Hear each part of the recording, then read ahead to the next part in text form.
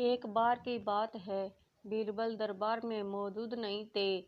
इसी बात का फायदा उठाकर कुछ मंत्रीगण बीरबल के खिलाफ महाराज अकबर के कान भरने लगे।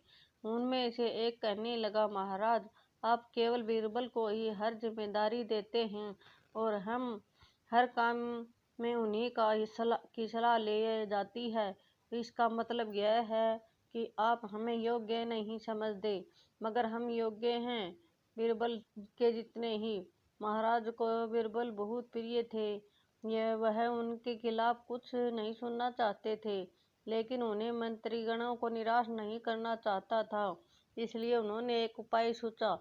उन्होंने उनसे कहा कि तुम सभी से एक प्रश्न का जवाब चाहता हूँ, मगर ध्यान रहे कि तुम कोई लोग इसका जवाब न दे पाए तो तुम सबको फांसी की सजा सुनाई जाएगी। दरबारियों ने झिझक कर महाराज से कहा, ठीक है महाराज, हमें आपकी ये शर्त मंजूर है, लेकिन इससे आप प्रश्न तो करिए। महाराज ने कहा, दुनिया की सबसे बड़ी चीज क्या है? यह सवाल सुनकर सभी मंत्रीगण एक दूसरे का मुंह देखने लगे। महाराज ने उनकी स्थिति को देख कर कहा, याद रहे कि इस प्रश्न का उत्तर सटीक सही नहीं होगा तो तुम्हें कोई भी याद रहे, इस प्रश्न का उत्तर सही होना चाहिए। मुझे कोई अटपटा जवाब नहीं चाहिए। इस पर मंत्रियों ने राजा को इस प्रश्न का उत्तर देने के लिए कुछ दिनों की मोहलत मांगी। राजा ने इस बात पर हाँ कर दी। महल में से बाहर निकलकर सभी मंत्रीगण इस प्रश्न का उत्तर ढूंढने लगे। पहले ने कहा कि दुनिया की सबसे बड़ी चीज भगवान है, तो दूसरा कहने लगा, दुनिया की सबसे बड़ी चीज भूख है। तीसरे ने दोनों के जवाब को नकार दिया और कहा कि भगवान कोई चीज नहीं और भूख को तो बर्दाश्त किया जा सकता है। इसलिए राजा के प्रश्न का इन दोनों में से कोई भी जवाब सही नहीं है।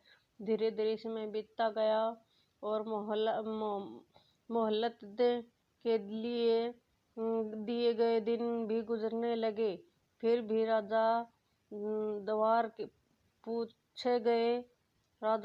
पूछे गए प्रश्न का जवाब न मिलने से सभी मंत्रीगणों को अपनी जान की फिक्र सताने लगी। कोई अन्य उपाय न मिलने पर वो लोग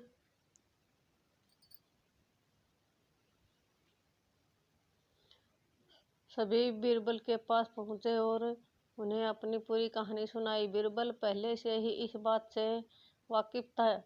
उन्होंने उनसे कहा, मैं तुम्हारी जान बचा सकता हूँ, लेकिन तुम्हें वही करना होगा जैसा मैं कहूँ। सभी बीरबल की बात मान गए। अगले ही दिन बीरबल ने एक पालकी का इंतजाम करवाया। उन्होंने 2 मंत्रियों को पालकी उठाने का काम दिया और तीसरे से अपना हुक्का उठवाया और चौथे से अपने जूते उठवाए। वह समय पालकी में बैठ गए। फिर उन सभी को राजा के महल में चलने के लिए कहा। जब सभी बीरबल को लेकर दरबार में पहुंचे तो महाराज इस मंजर को देखकर हैरान रह गए। इससे पहले कि वो बीरबल से कुछ पूछते, बीरबल खुद ही राजा से बोले, महाराज, दुनिया के सबसे बड़ी चीज गर्ज होती है।